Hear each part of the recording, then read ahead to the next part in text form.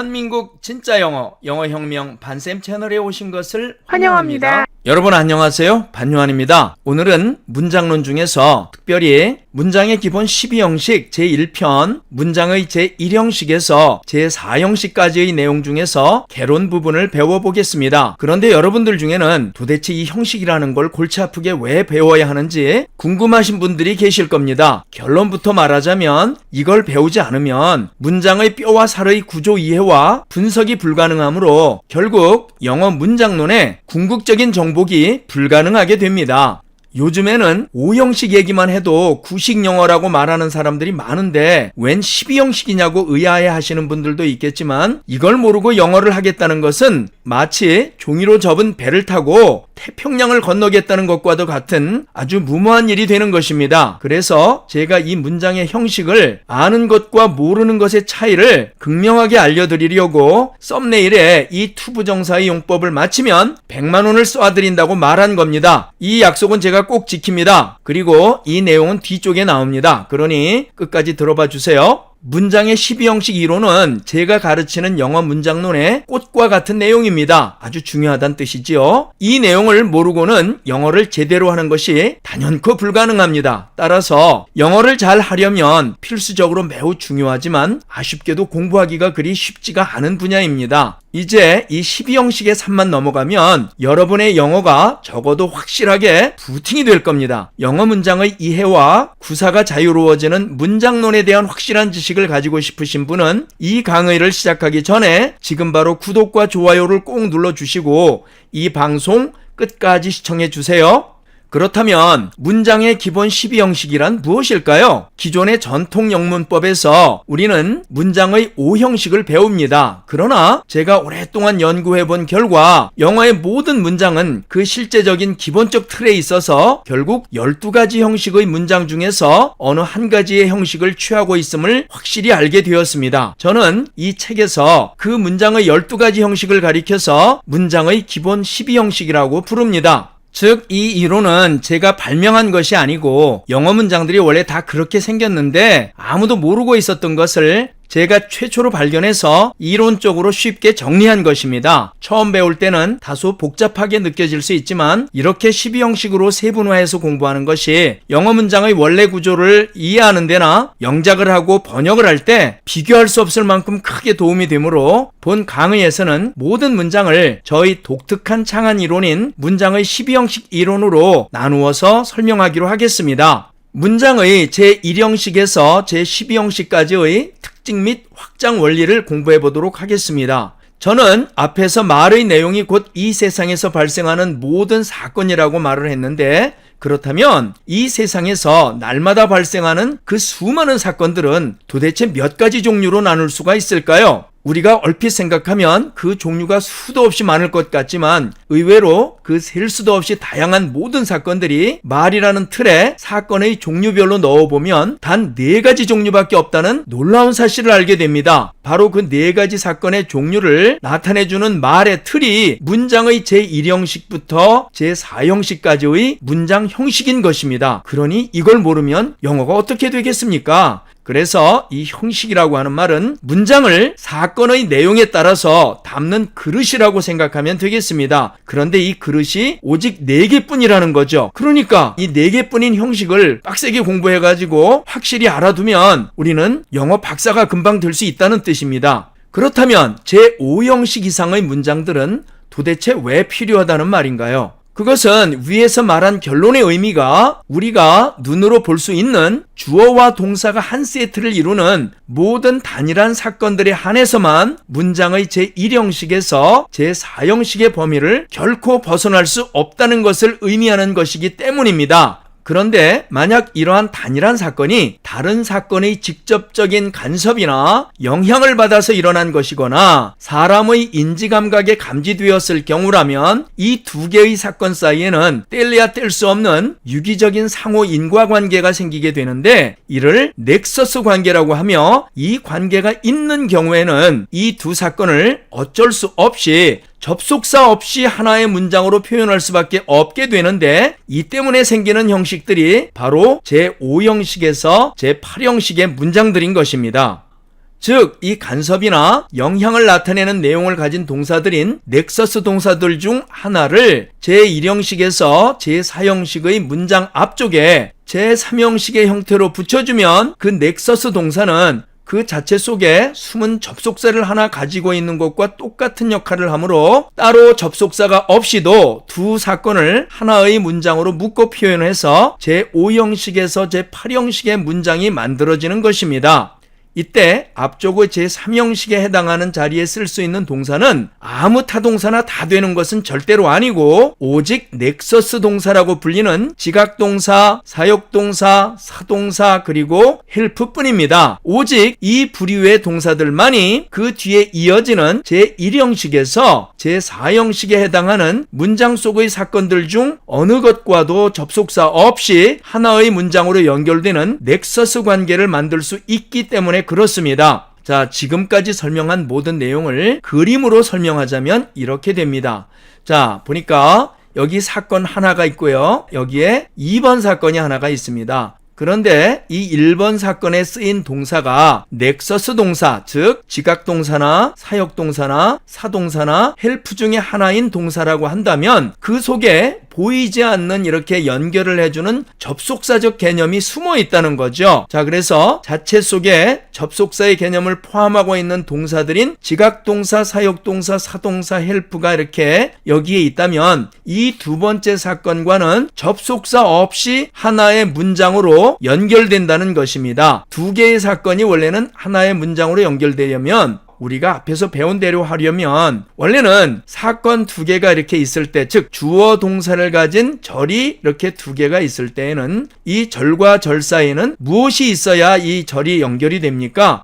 접속사나 관계사나 의문사 같은 접속사적 개념의 말이 필요했지요. 그런데 앞에 있는 사건에 쓰인 이 동사가 지각동사나 사역동사나 사동사나 헬프와 같은 동사를 쓴다고 한다면 별도의 접속사나 관계사나 의문사 같은 것들이 없이도 이 두 개의 사건이 하나의 문장으로 연결될 수 있다는 것입니다. 그때에 그 문장의 구조를 문장의 뼈대, 즉 형식이라고 말하고, 이 경우에 이 뒤에 붙은 말들은 살이 아니고 뼈대인 까닭에 그것은 형용사나 부사 같은 수식어구, 즉 살이 아니라 그 자체가 앞문장의 사건과 뗄래야 뗄 수 없는 튼튼한 관계로 엮여진 이 문장의 뼈대가 된다는 것을 의미합니다.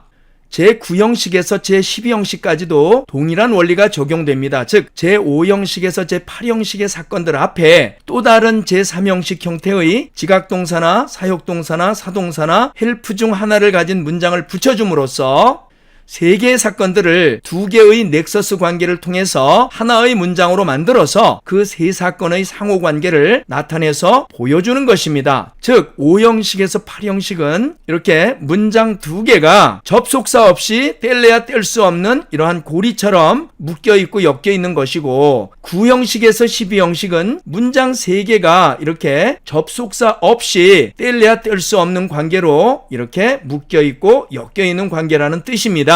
이 관계를 통해서 보면 그 세 사건들의 인과관계나 상호결합이 어떻게 이루어졌는지가 아주 상세히 보입니다. 이제 형식의 이름을 정함에 있어서는 우리가 이미 제5장 문장의 요소들에서 주어, 수어, 보어, 목적어 등 문장을 구성하는 문장의 주성분, 즉 문장의 주 요소에 대해서 자세히 배웠는데, 오직 그 주 요소들이 어떻게 조합되고 배열되어 있는가에 따라서만 그것을 문장의 제1형식이니 문장의 제2형식이니 하는 말로 부르는 것입니다. 그러므로 만약 앞의 3형식 부분에 쓰이는 동사가 위에서 든 네 가지의 특별한 넥서스 동사가 아니라면 당연히 그 뒤에 준동사 부분은 뼈대, 즉 형식의 구성 요소가 아닌 형용사구나 부사구 같은 수식어구가 되는 것입니다.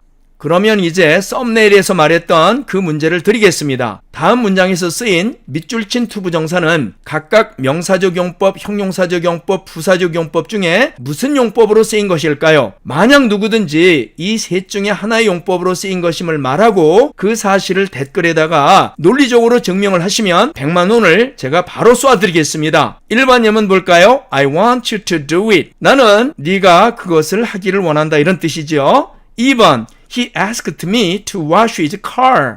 그는 나에게 그의 차를 세차해달라고 부탁했다 이런 뜻이지요. 저는 이것이 명사적 용법도 아니고 형용사적 용법도 아니고 부사적 용법도 아니라고 지금 주장하고 있는 것입니다. 그런데 이것이 만약에 이 세 가지 용법 중에 어떤 용법이다라고 여러분이 이렇게 하나를 정하고 왜 그런지에 대한 정확한 이유를 논리적으로 증명을 하시면은 제가 틀림없이 100만 원 쏴드리겠습니다. 이 부분을 캡처해 뒀다가 혹시 제가 딴 말 하면은 증거로 제출하세요. 제가 틀림없이 쏴드립니다. 걱정하지 마시고 반드시 이 부분을 해결해 보시기 바랍니다.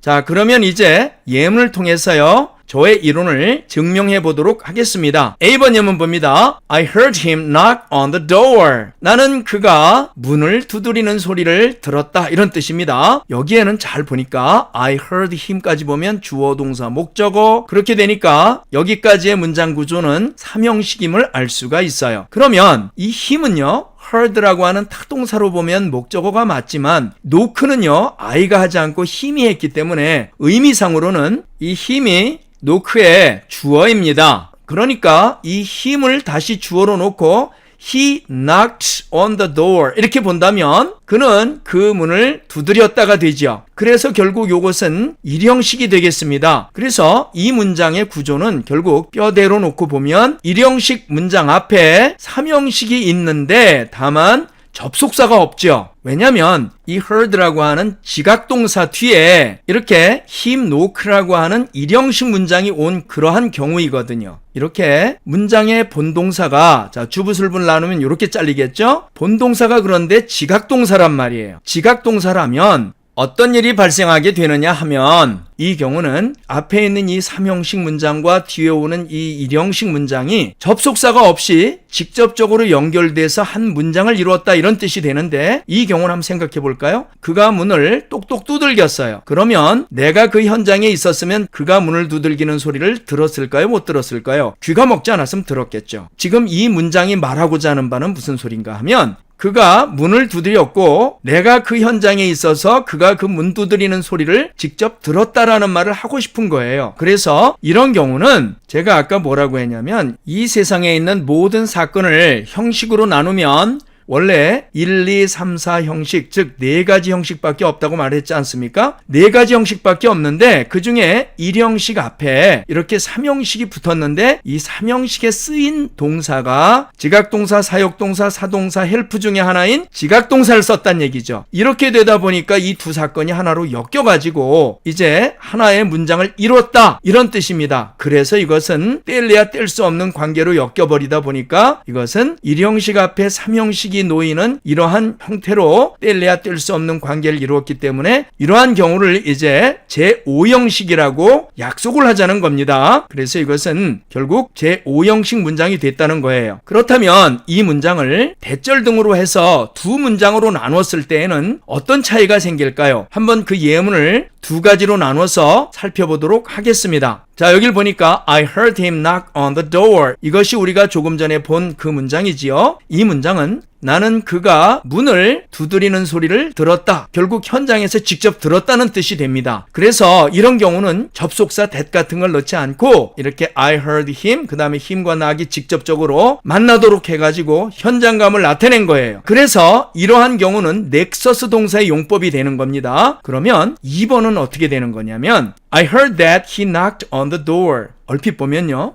나는 그 소리를 들었고 자 그 다음에 대절의 내용을 보니까 그는 그 문을 두드렸고 그러니까 얼핏 보면 1번 문장과 의미가 같을 것 같아요. 그런데 실제로는요 1번 문장과 2번 문장은 전혀 다른 뜻이 됩니다. 어떻게 다른 뜻이 되냐고요? 자 해석을 해보겠습니다. 자 여기는 주절이 되고 여기는 종속절이 되니까 이럴 때는 어떻게 해석한다고 했습니까? 주부술부 나누고 주부술부 나눈 다음에 나는 그가 그 문을 두드렸다라고 들었다 이런 뜻입니다. 즉 이것은요 남에게 그런 사실을 전해 들었다는 뜻이 돼요. 즉 그가 그 문을 두들겼을 때 내가 그 현장에 있었습니까? 없었습니까? 없었어요. 그러니까 내용이 전혀 달라집니다. 그래서 이럴 경우에는 이 대절 전체가 heard라고 하는 타동사의 목적어가 돼가지고요 일반 타동사로 쓴 거예요. 이해 가십니까? 그래서 이렇게 달라지기 때문에 1번과 같이 이 문장을 쓸 수밖에 없는 것은 무엇 때문에 이렇게 쓸 수밖에 없었냐면은 이 heard를 지각동사로 즉 넥스 넥서스 동사의 용법으로 쓰므로 말미암아서 현장감을 나타내기 위해서였습니다. 따라서 만약에 2번 같이 이 문장을 썼다면 이 현장감을 나타낼 방법이 없겠죠. 그래서 이 두 가지의 문장은 전혀 다른 뜻으로 쓰이는 것임을 알 수가 있습니다.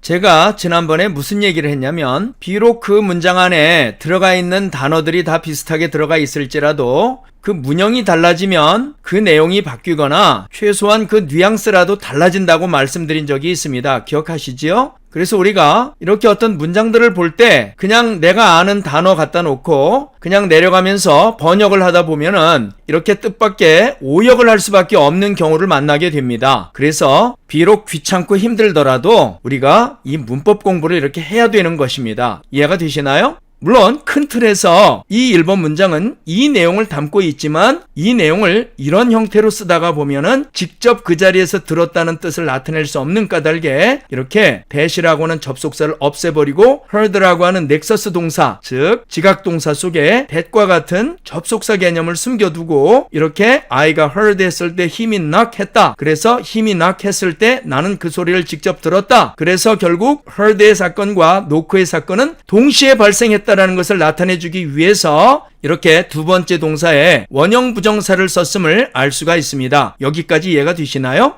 자, 그 다음에 똑같은 원리로 B번 보겠습니다. He let me go home. 그는 나를 집에 보내주었다 이 소리죠. 이것도 보니까 이 본동사가 사역동사입니다. 사역동사는 우리가 앞에서 공부를 했죠. 그래서 이 사역동사의 사건이 앞에 나오면 뒤에 있는 사건은 무조건 일어난다 그랬어요. 발생하기 때문에 이렇게 원형 부정사를 쓴다는 걸 우리는 앞에서 공부를 했습니다. 그래서 그는 나를 집에 가도록 허락해줬다 이 소리니까 보내줬다는 뜻이 되죠. 그래서 이것은 문형을 두 개로 뽀개보면 He let me라고 하는 3형식 문장과 I go home이라고 하는 1형식 문장이 하나로 만나서 한 문장을 이룬 것이죠. 그래서 그가 나를 허락해주고 그 결과 나는 집에 갔다는 뜻이 됩니다. 그래서 he가 let 했을 때 me가 go 했다는 뜻으로 go를 원형 부정사로 써준 거죠. 이 경우도 1형식 문장 앞에 이렇게 3형식이 있으니까 5형식 개념이 되겠습니다. C번 보겠습니다. My mother told me to study hard. 나의 어머니는 나에게 열심히 공부하라고 말씀하셨다 이런 얘기예요. 자, 그러면 이것도 보니까 my mother told me까지 3형식이고 그 다음에 여기에 me는 told로 보면 목적어지만 to study의 의미상 주어이니까 I study hard로 보면 이것은 또 1형식이에요. 그래서 또 이것도 문장 구조는 1형식 앞에 3형식이니까 5형식인데 이 told는 사동사입니다. 사동사는 뭐라고 우리가 앞에서 공부를 했습니까?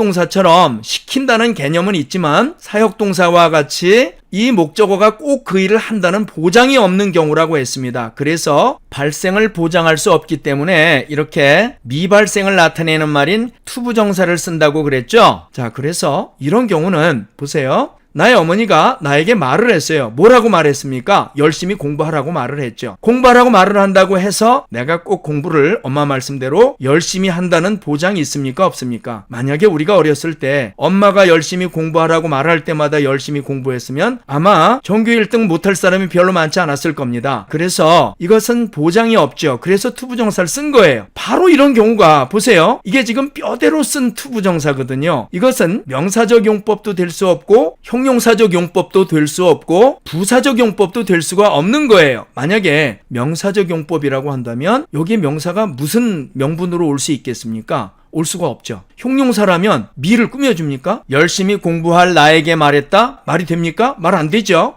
그 다음에 만약에 이것을 부사구로 본다면 해석이 나의 어머니가 열심히 공부하기 위해서 나에게 말했다가 됩니다. 왜냐하면 이 to study hard를 부사구로 보려면 의미상의 주어가 me가 아닌 my mother가 돼야 되기 때문에 나의 어머니가 자기 자신이 열심히 공부하기 위해서 나에게 말했다는 얘기가 됩니다. 그러니까 앞뒤가 맞습니까? 맞질 않죠. 그래서 이 to study hard는 명사도 아니고 형용사도 아니고 부사도 아닌 이 문장의 뼈대일 수밖에 없다는 뜻입니다. 이해가 되십니까? 왜냐하면 여기서는 me가 의미상 주어고 to study hard는 이 me가 일으킨 사건인 까닭에 그냥 뼈대일 뿐인 거예요. 그래서 이렇게 뼈대와 살은 분명하게 구분이 됩니다. 그래서 이런 경우는 뼈대가 되고 이것은 5형식 문장임을 알 수가 있습니다. 그래서 이런 경우에 이 to study hard 같은 준동사 구를 이것이 뼈대인지 살인지를 구분하는 확실한 방법은 이것이 만약에 뼈대라면 명사적용법, 형용사적용법, 부사적용법 그 어디에도 속하지 않을 것이고 만약에 이것이 뼈대가 아니라면 그 셋 중에 어디 하나인가는 분명히 속해야만 한다는 것입니다. 그런데 이 두 가지가 헷갈리게 되면 그 의미가 전혀 달라지기 때문에 우리는 이 형식에 대한 공부를 반드시 해야만 하는 것입니다. 이해가 되십니까? D번에 I helped my mom clean the house 그랬습니다. 나는 우리 엄마가 집을 청소하시는 걸 도와드렸다 이런 뜻입니다. 그러면 여기서는요 I helped my mom까지 3형식이 되고요. 그 다음에 my mom이 help로 보면은 목적어지만 clean은 my mom이 했으니까 이 clean의 의미상의 주어가 되니까 my mom cleaned the house로 보면 결국 몇 형식이 됩니까? 또 3형식이 되죠. 그래서 이렇게 3형식 앞에 3형식이 있는 이런 형식이다. 그래서 제가 말하는 형식에서는 이런 것을 7형식이라고 합니다. 어쨌든 나는 우리 엄마가 집을 청소하는 것을 도와드렸다 이런 뜻인데요. 이럴 때의 이 help는 준사역동사 이렇게 말을 하는데 결국은 이 문장은 7형식이 되고 이 clean the house라는 부분은 my mom이 청소하실 때 나도 함께 청소를 하면서 도와줬다는 뜻이 됨으로써 이 clean the house 부분은 결국 I helped my mom이라고 하는 이 문장의 뼈대에 붙은 또 다른 뼈대임을 알 수가 있습니다. 그래서 주어, 동사, 목적어, 그 다음에 이것은 목적격 보호라고 하고 이것이 타동사인 까닭에 목적격 보호가 목적어를 하나 더 가진 겁니다. 그렇기 때문에 이러한 모든 문장의 요소들은 결국 문장의 주 요소로서 이 문장에 붙은 말들이 살이 아닌 뼈대임을 보여주고 있습니다. 이해가 되시나요? 자, 2번 예문 보겠습니다. I saw her looking for his son at the zoo. 나는 그녀가 동물원에서 그의 아들을 찾고 있는 것을 보았다 이런 뜻입니다. 그래서 이것은 지금 I saw her까지 3형식이고요. her를 she로 보면 she is looking for his son at the zoo가 되겠죠. 이게 1형식이 됩니다. 자, 그래서 이것은 5형식 문장이 되는 거예요. 물론 이 경우에 번역하기에 따라서는 looking 이하를 형용사 구로 보아서 나는 동물원에서 그의 아들을 찾고 있는 그녀를 보았다처럼 생각될 수도 있어서 혹시 이렇게 번역을 한다면 그럴 경우에는 3형식으로 볼 수도 있습니다. 그러나 실제로는 본동사 so가 지각동사이고 looking이 목적어 뒤에 준동사이므로 목적어 her는 준동사 looking의 의미상 주어가 됩니다. 따라서 이 문장 속의 looking은 주 요소인 목적격 보호로 보아야 하므로 두 사건이 서로 넥서스 관계를 이루기 때문에 제5형식 문장이 되는 겁니다. 이해가 되시나요? 자, 이제 참조로 A번 예문 보겠습니다. I scolded the man driving the car roughly on the highway. 이건 3형식이라고 나와 있죠. 얼핏 보면요. 생긴 거는 보세요. 주어 다음에 동사, 타동사 나오고 그 다음에 목적어 나오고 ing 나오고요. 그 다음에 또 목적어가 나왔어요. 얼핏 보면 3형식 뒤에 또 3형식이 있는 것 같이 보이지 않습니까? 그럼에도 불구하고 이것을 7형식이라 하지 않고 그냥 3형식이라고 합니다. 왜 그럴까요? 이 경우는 목적어 the man 바로 뒤에 driving이라는 준동사가 있고 심지어 목적어 the man이 driving의 의미상 주어가 맞지만 본동사인 scolded가 위에 열거한 종류의 특별한 넥서스 동사가 아닌 일반 타동사입니다. 뭔 소리냐면 이걸 해석해 보니까 나는 고속도로에서 거칠게 그 차를 몰던 그 남자를 꾸짖었다 이런 뜻입니다. 그러니까 한번 보세요. 내가 스콜디드 한 것과 내가 그 남자를 꾸짖은 것과 그 남자가 그 차를 거칠게 운전한 것과의 사이에서는 상관관계가 있나요 없나요? 즉 내가 그 사람을 꾸짖었기 때문에 그가 그 차를 그렇게 거칠게 몬 것이 아니지요. 그러니까 원래부터 그 사람은 내가 그 사람한테 간섭하기 전부터도 차를 거칠게 몰고 있었고 그것 때문에 내가 위협을 느껴서 뭐라고 욕을 했다는 뜻이지 않습니까? 그래서 그 정동사 스콜디드의 사건이 뒤에 드라이빙의 사건에 직접적인 영향을 주는 인과관계, 즉 넥서스 관계를 형성하지 못합니다. 왜냐하면 내가 꾸짖어서 그가 운전을 하는 것은 아니기 때문에 그렇습니다. 이 문장은 원래 드라이빙 앞에 who was가 생략되었을 뿐입니다. 따라서 드라이빙 이하는 앞쪽의 man을 수식해주는 형용사구가 되며 이는 결국 3형식 문장이 되는 것입니다. 이해가 되시나요? 또 하나의 예를 한번 보겠습니다. I met the detective to tell the truth of the case. 또 삼형식이라고 하는데요. 얼핏 생긴 것만 보면 주어 I, 동사 met, 그 다음에 the detective라는 목적어가 있고요. 그 다음에 준동사 to tell이 나오고 그 뒤에 the truth of the case라고 하는 목적어가 또 나옵니다. 그러니까 얼핏 외형만 보면 삼형식 나오고 또 삼형식 나오는 칠형식 문장 같은데 삼형식이라고 합니다. 왜 그러냐면 이 met이라고 하는 동사가 우리가 앞에서 들었던 지각동사, 사역동사, 사동사 헬프 중에 하나인 넥서스 동사가 아닌 거예요. 그래서 이 문장은 어떻게 해석되는 문장이냐면 나는 그 사건의 진실을 말해주기 위해서 그 형사를 만났다 이런 뜻입니다. 그러니까 결국 I met the detective까지 해서 주어 동사 목적어 문장 끝나고 to tell the truth of the case는 투부정사의 부사적 용법 즉 부사구인 거예요. 그래서 이 경우도 목적어 the detective 바로 뒤에 to tell이라는 준동사가 있으나 본동사인 met이 위에 열거한 종류의 특별한 넥서스 동사가 아닌 일반 타동사이며 to tell의 의미상의 주어가 목적어인 the detective가 아니고 문장의 주어인 I이기 때문에 to tell 이하는 목적을 나타내는 부사구가 됩니다. 따라서 이는 제3형식 문장이 되는 것입니다. 이해가 되시나요? 자, 이번에는 제1형식부터 제12형식까지의 표준적인 예문들을 한 개씩만 살펴보도록 하겠습니다. A번, they go to school. 그들은 학교에 다닌다라고 하는 제1형식 문장입니다. 이 경우에는 주 요소가 주어와 동사 하나밖에 없죠. 그 뒤에 붙은 말들은 전부 다 부사가 되는데 여기는 부사가 하나만 붙어 있네요. 그 다음에 B번, I am a student. 나는 학생이다 라는 뜻이지요. 이렇게 보니까 여기서는 주어와 동사 그리고 주격 보호가 옵니다. 우리가 앞에서 이 형식에 대해서는 공부를 많이 했죠. 이 보호 자리에는 명사, 대명사, 형용사가 온다는 것을 우리가 공부를 했습니다. 그 다음에 C번 보겠습니다. I have my cell phone. 나는 나의 휴대폰이 있다 이런 뜻이지요. 제3형식입니다. 그래서 이 경우에는 주어, 동사 그리고 목적어가 오지요. 이 3형식 이상의 모든 동사들은 타동사를 사용하고 1형식과 2형식은 자동사를 사용합니다.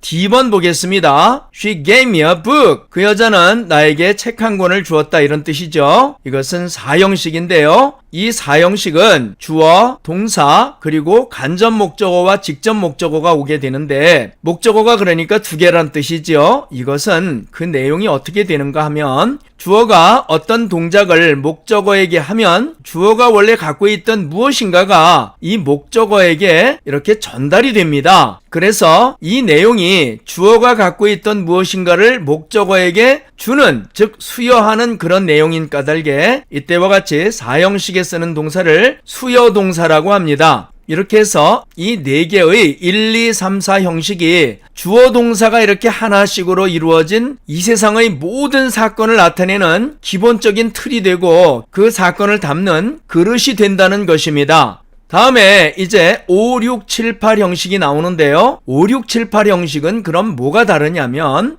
두 개의 사건이 하나의 문장 안에 녹아있는 구조로 되어진 문장들인데 조금 전에 보았던 1, 2, 3, 4 형식 앞에 3형식 문장이 하나씩 더 붙어 있는 구조로 되어 있습니다. 자, 그래서 여기 이제 2번을 보니까 제 5형식인데요. I saw him run 했습니다. 뒤에 보니까 him run이라는 말이 나오는데 이것을 문장으로 바꿔본다면 앞에 있는 기준시간 동사가 쏘니까 he ran이 되겠죠. 그래서 I saw him 하는 사건과 he가 ran 하는 사건이 동시에 발생했다는 뜻인데요. 이것은 1형식 앞에 3형식이 있는 구조임을 알 수가 있습니다. 이것을 해석하는 방법은 우리가 앞쪽에서 공부를 했죠. 일단 동사 부분은 빼놓고 나머지를 먼저 내려가고 동사는 두 번째로 올라가면서 해석한다고 했습니다. 그래서 나는 그가 달리는 것을 보았다. 이렇게 되죠. 이렇게 했을 때에 I는 주어, so는 동사, him은 목적어, run은 목적격 보호라고 한다는 것을 우리가 앞에서 공부를 했습니다. 자, 그 다음에 F번 We elected him chairman 했습니다. 우리는 그를 의장으로 선출했다 라고 하는 의미의 제6형식 문장인데요. 이것은 we는 주어, elected 동사, him은 목적어, 그 다음에 chairman은 목적격 보호입니다. 그런데 이 목적격 보호가 명사임을 알 수 있습니다. 여기서는 당연히 대명사나 형용사도 올 수가 있지요. 그래서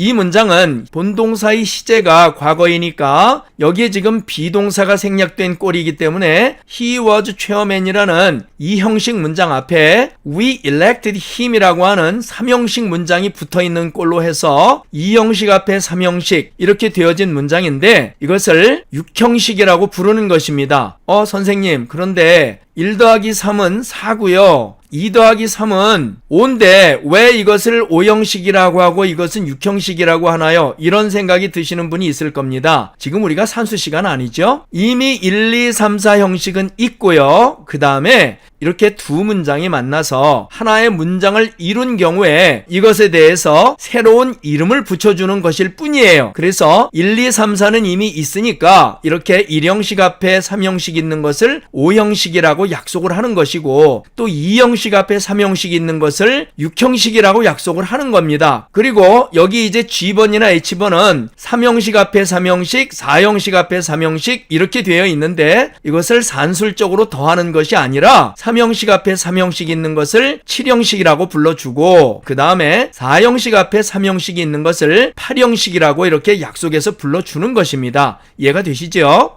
어쨌든 이제 G번은 7형식인데요. He wanted them to do the work. 이런 문장입니다. 그래서 해석은 먼저 이렇게 주어 목적어 내려가고 동사와 준동사는 거꾸로 올라가면서 해석한다 그랬죠? 그래서 그는 그들이 그 일을 하기를 원했다가 되는 거죠. 이렇게 해서 3형식 앞에 3형식이 있는 그런 구조로 되어 있는 문장인데 이것은 제7형식이라고 우리가 약속을 하는 겁니다. H번은 8형식인데 당연히 이번에는 4형식 앞에 3형식이 있는 겁니다. 자, 그래서 he had me teach her English 했는데 해석은 그는 내가 그녀에게 영어를 내려갔어요. 가르치게 시켰다. 가르치게 했다. 이렇게 되는 거죠. 그래서 이 앞에 있는 3형식 사건과 뒤에 있는 4형식 사건이 뗄래야 뗄 수 없는 넥서스 관계를 통해서 이루어져 있음을 알 수가 있습니다. 즉, 그는 나에게 시켰고 그가 시킨 일을 받아서 나는 그녀에게 영어를 가르쳤죠. 그렇기 때문에 그가 나에게 시킨 일이 없으면 내가 그녀에게 영어를 가르칠 일도 처음부터 없었겠죠. 이렇게 두 사건 사이에 인과관계가 뚜렷하게 존재함을 알 수가 있어요. 이러한 관계를 넥서스 관계라 하고 이런 넥서스 관계를 보여주는 이러한 동사를 넥서스 동사라고 합니다. 그리고 이러한 넥서스 동사가 만든 이러한 문장 형태를 형식이라고 한다는 얘기입니다. 이해가 되시지요? 이번에는 I, J, K, L번이 있는데요. 얘들은 9, 10, 11, 12 형식이 되는데 이것은 어떤 구조로 만들어진 거냐면 조금 전에 보았던 5, 6, 7, 8 형식 앞에 또 하나의 3형식이 붙은 그런 구조입니다. 그래서 조금 전의 5, 6, 7, 8 형식은 1, 2, 3, 4 형식 앞에 3형식이 붙어서 3, 1, 3, 2, 3, 3, 3, 4의 형태로 이루어졌다면 이 9, 10, 11, 12 형식의 경우에는 3, 3, 1, 3, 3, 2, 3, 3, 3, 3, 3, 4의 형태로 문장 구조가 이루어진다는 얘기입니다. 자, 그래서 he told me to let them go home 하면은 해석은 일단 동사나 준동사 빼고 나머지 먼저 내려갑니다. 그는 나에게 그들이 집에 그 다음에 올라갑니다. 가는 것을 허락해 주라고 말했다가 되는 거죠. 그렇게 해서 자 앞에 3형식 또 이걸 I로 보면 I let them으로 보면 3형식 그 다음에 they go home으로 보면 1형식 이렇게 해서 3, 3, 1형식 그래서 제 9형식이 된다는 얘기입니다. J번 He asked me to call her my lady. 해석은 그는 나에게 그녀를 아가씨라고 부르라고 요구했다 이런 뜻입니다. 그래서 여기도 보니까 he asked me 3형식 I call her로 보면 또 3형식 her my lady를 she is my lady로 보면 2형식이 되죠. 그래서 이것을 10형식이라고 한다는 뜻입니다. 그 다음에 K번 He saw me help her do her homework 그랬습니다. 그는 내가 그녀가 그녀의 숙제를 하는 것을 도와주는 것을 보았다 이런 뜻입니다. 좀 복잡하죠? 어쨌든 He saw me까지 3형식이고요. me를 I로 보면 I help her 또 3형식이고 her를 she로 보면 she does her homework 이렇게 볼 수 있죠? 그러면 또 3형식입니다. 이렇게 3, 3, 3형식의 형태로 생긴 문장을 제11형식이라고 약속을 한다는 얘기입니다. L번 보겠습니다. Mom told me to ask Dad to buy Tom a smart pad. 그랬습니다. 해석은 엄마는 나한테 아빠가 탐에게 스마트 패드를 사주도록 부탁하라고 말했다라는 뜻입니다. 좀 복잡하죠? 어쨌든 Mom told me까지가 3형식이고요. me를 I로 봅시다. 그러면 I ask that까지 또 3형식으로 볼 수 있고 그 다음에 그 나머지 부분을 Dad bought Tom a smart pad로 이렇게 보면 4형식이 되죠. 그래서 3, 3, 4형식 이것을 제12형식이라고 우리가 약속을 하자는 겁니다. 자, 어쨌든 이렇게 해서 우리가 12형식이 어떻게 생긴 문장인지 전체를 한번 살펴보았습니다. 이제 이것에 대한 자세한 얘기들은 앞으로 천천히 꼼꼼하게 제가 가르쳐 드릴 거니까 걱정 안 하셔도 됩니다. 오늘 이 문장의 12형식에 관한 첫 번째 강의는 여기서 모두 마치도록 하겠습니다. 긴 시간 강의 들으시느라고 수고하셨습니다. 감사합니다.